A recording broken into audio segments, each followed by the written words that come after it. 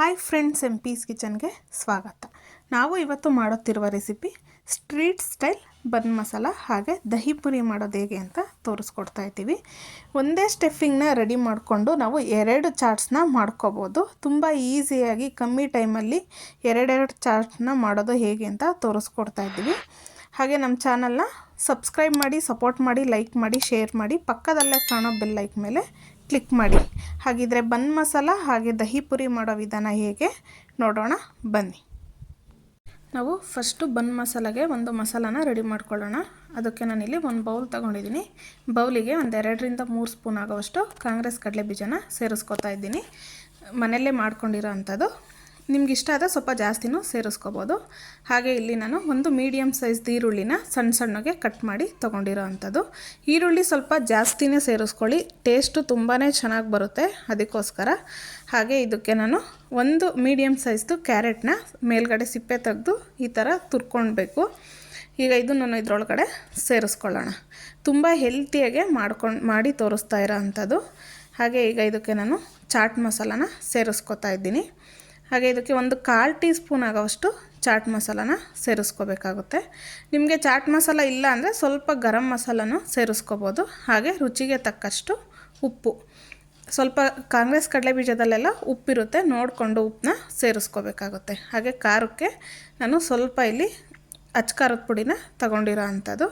ಹಾಗೆ ಕೊತ್ತಂಬರಿ ಸೊಪ್ಪು ನಿಮಗೆ ಇಷ್ಟ ಆದರೆ ಸ್ವಲ್ಪ ಜಾಸ್ತಿನೇ ಸೇರಿಸ್ಕೋಬೋದು. ನಾವು ಎಷ್ಟು ಕೊತ್ತಂಬರಿ ಸೊಪ್ಪು ಹಾಕ್ತೀವೋ ಅಷ್ಟು ಟೇಸ್ಟು ಚೆನ್ನಾಗಿರುತ್ತೆ. ಇಷ್ಟ ಇಲ್ಲ ಅಂದರೆ ನೀವು ಇದನ್ನು ಸ್ಕಿಪ್ಪೂ ಮಾಡ್ಕೋಬೋದು. ಹಾಗೆ ಈಗ ಇದನ್ನೆಲ್ಲ ಒಂದು ಸರ್ತಿ ಮಿಕ್ಸ್ ಮಾಡ್ಕೊಳ್ಳೋಣ. ಇದೆಲ್ಲ ಚೆನ್ನಾಗಿ ಉಪ್ಪು ಖಾರ ಎಲ್ಲನೂ ಹೊಂದಬೇಕು. ಇದಕ್ಕೆ ನಿಮಗೆ ಇಷ್ಟ ಇದ್ದರೆ ಸ್ವಲ್ಪ ಆಮ್ಚೂರ್ ಪೌಡರನ್ನು ಯೂಸ್ ಮಾಡ್ಕೋಬೋದು. ಇಲ್ಲ ಅಂದರೆ ನೀವು ನಿಂಬೆಹಣ್ಣಿನ ರಸನೂ ಸೇರಿಸ್ಕೋಬೋದು. ಇದೀಗ ರೆಡಿಯಾಗಿದೆ, ಸೈಡಿಗೆ ಎತ್ತಿಟ್ಕೊಳ್ಳೋಣ. ನೆಕ್ಸ್ಟು ನಾನಿಲ್ಲಿ ಒಂದು ಗ್ರೀನ್ ಮಸಾಲ ಮಾಡ್ಕೊಳ್ಳೋದಕ್ಕೆ ಒಂದು ಸ್ವಲ್ಪ ಪುದೀನ, ಹಾಗೆ ಒಂದು 3 ಪಾವು ಆಗೋಷ್ಟು ಬೆಳ್ಳುಳ್ಳಿ, ಹಾಗೆ 1 ಇಂಚು ಶುಂಠಿನ ಸಿಪ್ಪೆ ತೆಗೆದು ತೊಗೊಂಡಿರೋಂಥದ್ದು, 3 ಹಸಿಮೆಣ್ಸಿಕಾಯಿ, ಹಾಗೆ 2 ಸ್ಪೂನ್ ಆಗೋವಷ್ಟು ಮೊಸರು, ಗಟ್ಟಿ ಮೊಸರನ್ನ ತೊಗೋಬೇಕಾಗುತ್ತೆ. ಹಾಗೆ ಕೊತ್ತಂಬರಿ ಸೊಪ್ಪು. ನಾನೀಗ ಇದೆಲ್ಲ ಪದಾರ್ಥನೂ ಒಂದು ಸಣ್ಣ ಮಿಕ್ಸಿ ಜಾರ್ ತೊಗೊಂಡು ಅದರೊಳಗಡೆ ಸೇರಿಸ್ಕೊತಾ ಇದ್ದೀನಿ. ಖಾರಕ್ಕೆ ನಮಗೆ 3 ಹಸಿಮೆಣ್ಸಿಕಾಯಿ ಹಾಕ್ಕೊಂಡ್ರೆ ಸಾಕಾಗುತ್ತೆ, ತುಂಬ ಖಾರ ಆಗಿಬಿಡುತ್ತೆ ಜಾಸ್ತಿ ಹಾಕ್ಕೊಂಡ್ರೆ, ಅದಕ್ಕೋಸ್ಕರ ಈಗ ಇದನ್ನೆಲ್ಲ ಇದರೊಳಗಡೆ ಸೇರಿಸ್ಕೊಂಡು ಒಂದು ಚಿಟಿಕೆ ಆಗೋವಷ್ಟು ಸಾಲ್ಟನ್ನ ಸೇರಿಸ್ಕೊತಾ ಇದ್ದೀನಿ. ಹಾಗೆ ಮೊಸರನ್ನ ಸೇರಿಸ್ಕೊತಾ ಇದ್ದೀವಿ. ನಾವಿಲ್ಲಿ ತೆಳುವಾದ ಮೊಸರು ತೊಗೋಬಾರ್ದು, ಈ ಥರ ಗಟ್ಟಿ ಇರೋ ಮೊಸರನ್ನ ಒಂದು 2 ಸ್ಪೂನ್ ಆಗೋವಷ್ಟು ತೊಗೋಬೇಕಾಗುತ್ತೆ. ಹಾಗೆ ರುಚಿಗೆ ಇಲ್ಲಿ ನೀವು ಬೆಲ್ಲ ಆದ್ರೂ ತೊಗೋಬೋದು, ಇಲ್ಲಾಂದರೆ ಬೆಲ್ಲ ಇಲ್ಲ ಅಂದರೆ ನಾವು ಸ್ವಲ್ಪ ಸಕ್ಕರೆನೂ ತೊಗೋಬೋದು. ಬೆಲ್ಲ ಅಥವಾ ಸಕ್ಕರೆ ಯಾವುದಾದ್ರೂ ಒಂದು ಚಿಟಿಕೆ ಸೇರಿಸ್ಕೋಬೇಕಾಗುತ್ತೆ. ಹಾಗೆ ನಾನಿಲ್ಲಿ ಒಂದು ಅರ್ಧ ಹೋಳಾಗೋವಷ್ಟು ನಿಂಬೆಹಣ್ಣಿನ ರಸನ ತೊಗೋತಾ ಇದ್ದೀನಿ. ಈಗ ಇದನ್ನು ಇದರೊಳಗಡೆ ಸೇರಿಸ್ಕೊಂಡು ರುಬ್ಕೊಂಡು ಬರೋಣ. ನೋಡಿ, ಈ ರೀತಿ ನುಣ್ಣಗೆ ರುಬ್ಕೋಬೇಕಾಗುತ್ತೆ. ನೆಕ್ಸ್ಟು ಇದನ್ನೊಂದು ಸತಿ ಉಪ್ಪು ಖಾರ ಚೆಕ್ ಮಾಡ್ಕೊಳ್ಳಿ, ಏನಾದರೂ ಕಮ್ಮಿ ಇದ್ದರೆ ಸೇರಿಸ್ಕೋಬೋದು. ನಾನಿಲ್ಲಿ ಬೇಕ್ರಿಯಲ್ಲಿ ಸಿಗೋ ನಾರ್ಮಲ್ ಬನ್ನೇ ತೊಗೊಂಡಿರೋ ಅಂಥದ್ದು. ನೀವು ಯಾವ್ದು ಬೇಕಾದರೂ ಬನ್ನ ತೊಗೋಬೋದು. ಹಾಗೆ ಇದನ್ನು ನಾವು ಮಧ್ಯಕ್ಕೆ ಕಟ್ ಮಾಡ್ಕೋಬೇಕಾಗುತ್ತೆ. ನೋಡಿ, ಈ ರೀತಿ ಕಟ್ ಮಾಡ್ಕೊಳ್ಳೋಣ. ಎರಡೂ ಭಾಗವಾಗಿ ಕಟ್ ಮಾಡಿಕೊಂಡು ನಾವು ತೊಗೋತಾ ಇದ್ದೀನಿ. ಈಗ ಬನ್ನ ನೀಟಾಗಿ ಕಟ್ ಮಾಡ್ಕೊಂಡಾಯಿತು. ಈಗ ಇದನ್ನು ನಾವು ಒಂದು ಪ್ಲೇಟ್ ಒಳಗಡೆ ಇಟ್ಕೊಂಡು ಇದಕ್ಕೆ ನಾವು ಈಗ ರೆಡಿ ಮಾಡ್ಕೊಂಡಿದ್ವಲ್ಲ ಗ್ರೀನ್ ಚಟ್ನಿ, ಅದನ್ನು ಸೇರಿಸ್ಕೊಳ್ಳೋಣ. ನಮಗೆ ತುಂಬಾ ಟೇಸ್ಟ್ ಕೊಡೋದೇ ಈ ಗ್ರೀನ್ ಚಟ್ನಿ ಅನ್ನೋದು. ನಾವು ಹದವಾಗಿ ನಾವು ಎಲ್ಲನೂ ಕ್ವಾಂಟಿಟಿನ ಕರೆಕ್ಟಾಗಿ ಹಾಕಿ ಮಾಡಿದ್ರೆ ಈ ಗ್ರೀನ್ ಚಟ್ನಿ ಅನ್ನೋದು ತುಂಬಾ ಟೇಸ್ಟಿಯಾಗಿರುತ್ತೆ. ನಾವು ಬನ್ ಮಸಾಲ ತಿನ್ನಬೇಕಾದ್ರೂ ಅಷ್ಟೇ, ನಮಗೆ ರೋಡ್ ಸೈಡೆಲ್ಲ ತಿನ್ನಬೇಕಾದ್ರೆ ಯಾವ ಟೇಸ್ಟ್ ಸಿಗುತ್ತೋ ನಮಗೆ ಅದೇ ಟೇಸ್ಟ್ ಅನ್ನೋದು ಸಿಗುತ್ತೆ. ಈಗ ನಾನಿಲ್ಲಿ ಇದಕ್ಕೆ ಸೌತೆಕಾಯಿನ ತೊಗೊಂಡಿದ್ದೀನಿ. ಸೌತೆಕಾಯಿ ಸಿಪ್ಪೆ ತೆಗೆದು ತೊಗೊಂಡ್ರೆ ತುಂಬಾ ಒಳ್ಳೆಯದು. ತುಂಬ ಎಳೆ ಸೌತೆಕಾಯಿ ಆದರೆ ಇನ್ನೂ ಟೇಸ್ಟು ಚೆನ್ನಾಗಿರುತ್ತೆ. ಹಾಗೆ ನಾನಿಲ್ಲಿ ಹೈಬ್ರಿಡ್ಡು ಟೊಮೊಟೊನ ತೊಗೊಂಡಿದ್ದೀನಿ. ನಿಮಗೆ ಸ್ವಲ್ಪ ಟೊಮೊಟೊ ಎಲ್ಲ ಇಷ್ಟ ಆಗುತ್ತೆ ಅಂದರೆ ಸ್ವಲ್ಪ ಜಾಸ್ತಿನೂ ತೊಗೋಬೋದು, ಇಲ್ಲ ಅಂದರೆ ನೀವು 2 ಪೀಸ್ ಆದ್ರೂ ಇಟ್ಕೋಬೋದು. ಈಗ ಇದನ್ನೆಲ್ಲ ಸೇರಿಸ್ಬಿಟ್ಟು ನಾನಿಲ್ಲಿ ರೆಡಿ ಮಾಡ್ಕೊಂಡಿದ್ವಲ್ಲ ನಾವು, ಅದನ್ನು ಇದರೊಳಗಡೆ ಸೇರಿಸ್ತಾ ಇದ್ದೀನಿ ಮಸಾಲಾನ. ನಿಮಗೆ ಮಸಾಲ ಸ್ವಲ್ಪ ಜಾಸ್ತಿ ಇಷ್ಟ ಆಗುತ್ತೆ ಅಂದರೆ ನಾವು ಸ್ವಲ್ಪ ಜಾಸ್ತಿ ಮಸಾಲಾನ ಇಟ್ಕೊಂಡು ಅದ್ರ ಮೇಲೆ ಎಕ್ಸ್ಟ್ರಾ ನಾವು ಚಾಟ್ ಮಸಾಲಾನ ಸೇರಿಸ್ಕೊಂಡು ತೊಗೋಬೋದು. ನಾನಿಲ್ಲಿ ಚಾಟ್ ಮಸಾಲ ಎಲ್ಲ ಸಮನಾಗಿ ಹಾಕಿರೋದ್ರಿಂದ ನಾನು ಎಕ್ಸ್ಟ್ರಾ ಏನೂ ಸೇರಿಸ್ಕೋತಾ ಇಲ್ಲ. ಈಗ ಇದಕ್ಕೆ ನಾನು ಸ್ವಲ್ಪ ಮಿಕ್ಸ್ಚರ್ನ ಸೇರಿಸ್ಕೋತಾ ಇದ್ದೀನಿ. ಈಗ ಮಿಕ್ಸ್ಚರ್ ಸೇರಿಸ್ಕೊಂಡು ನಾನೀಗ ಬನ್ನ ಕ್ಲೋಸ್ ಮಾಡಿ ಕಟ್ ಮಾಡ್ಕೋತಾ ಇದ್ದೀನಿ.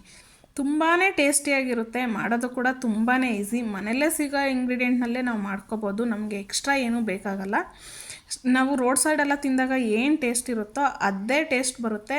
ನಾವು ಮನೆಯಲ್ಲೇ ಹೆಲ್ತಿಯಾಗಿಯೂ ಮಾಡ್ಕೋಬೋದು. ನೋಡ್ತಾ ಇದ್ದೀರಲ್ಲ ಎಷ್ಟು ಚೆನ್ನಾಗಿ ಬಂದಿದೆ ಅಂತ ಹೇಳ್ಬಿಟ್ಟು ನೀವು ಒಂದು ಸರ್ತಿ ಮನೇಲಿ ಟ್ರೈ ಮಾಡಿ, ತುಂಬಾ ಟೇಸ್ಟಿಯಾಗಿರುತ್ತೆ. ನೆಕ್ಸ್ಟು ನೋಡಿ, ನಾನು ಈಗ ಒಂದು ಸ್ವಲ್ಪ ಫಿಲ್ಲಿಂಗು ಮಿಕ್ಕಿತ್ತು. ಈಗ ಮನೆಯಲ್ಲೇ ಸ್ವಲ್ಪ ಪೂರಿ ಇತ್ತು, ನಾವು ಪಾನಿಪುರಿ ಮಾಡಿದಾಗೆಲ್ಲ ಮಿಕ್ಕಿರುತ್ತಲ್ಲ ಆ ಥರ ಪೂರಿ. ಈಗ ಅದನ್ನು ನಾನು ದಹಿ ಪೂರಿ ಮಾಡೋದು ಹೇಗೆ ಅಂತ ತೋರಿಸ್ಕೊಡ್ತಾ ಇದ್ದೀನಿ. ದಹಿ ಪೂರಿ ಮಾಡಬೇಕಾದ್ರೆ ನಮಗೆ ಸ್ಟ್ರೀಟ್ ಸ್ಟೈಲಲ್ಲೆಲ್ಲ ಅಲ್ಲೇ ಇದೇ ಥರನೇ ಕೊಡೋದು. ಅದಕ್ಕೋಸ್ಕರ ಈಗ ನಾವು ಫಿಲ್ಲಿಂಗ್ ಏನು ಮಿಕ್ಕಿತ್ತು ಅದನ್ನು ಓಪನ್ ಮಾಡಿಬಿಟ್ಟು ಅದರೊಳಗಡೆ ಸೇರಿಸ್ಕೊಳ್ಳೋಣ. ಅದರೊಳಗಡೆ ಸೇರಿಸ್ಕೊಂಡು ನೋಡಿ, ಈ ಥರ ನಾವು ಎಷ್ಟು ಚೆನ್ನಾಗಿ ಫಿಲ್ ಮಾಡ್ತೀವೋ ಅದರೊಳಗಡೆ ಟೇಸ್ಟ್ ಅನ್ನೋದು ನಮಗೆ ತಿನ್ನಬೇಕಾದ್ರೆ ಅಷ್ಟೇ ಚೆನ್ನಾಗಿರುತ್ತೆ. ಅದಕ್ಕೋಸ್ಕರ ಈಗ ಇದನ್ನೆಲ್ಲನ ರೆಡಿ ಮಾಡ್ಕೊಂಡಿದ್ದೀನಿ. ಈಗ ಇದಕ್ಕೆ ನಾನು ಇಲ್ಲಿ ಎಕ್ಸ್ಟ್ರಾ ಸ್ವಲ್ಪ ಕಾಂಗ್ರೆಸ್ ಕಡಲೆ ಬೀಜನ ಆ್ಯಡ್ ಮಾಡ್ತಾಯಿದ್ದೀನಿ. ನಿಮಗೆ ಇಷ್ಟ ಆದರೆ ಸ್ವಲ್ಪ ಇದಕ್ಕೆ ರೌಂಡು ಖಾರನೂ ಸೇರಿಸ್ಕೋಬೋದು. ಈಗ ಇದೆಲ್ಲ ಸೇರಿಸ್ಕೊಂಡಾಗಿದೆ. ಈಗ ನಾವು ಮೊಸರನ್ನ ಸೇರಿಸ್ಕೊಳ್ಳೋಣ. ಮೊಸರು ನಿಮಗೆ ಇಷ್ಟ ಇದ್ದರೆ ಸ್ವಲ್ಪ ಜಾಸ್ತಿ ಸೇರಿಸ್ಕೊಳ್ಳಿ, ಇಲ್ಲಾಂದರೆ ಲೈಟಾಗಿ ಸೇರಿಸ್ಕೊಂಡ್ರೆ ಸಾಕಾಗುತ್ತೆ. ನಾನಿಲ್ಲಿ ನಂದಿನಿ ಮೊಸರನ್ನ ತೊಗೊಂಡಿರೋ ಅಂಥದ್ದು.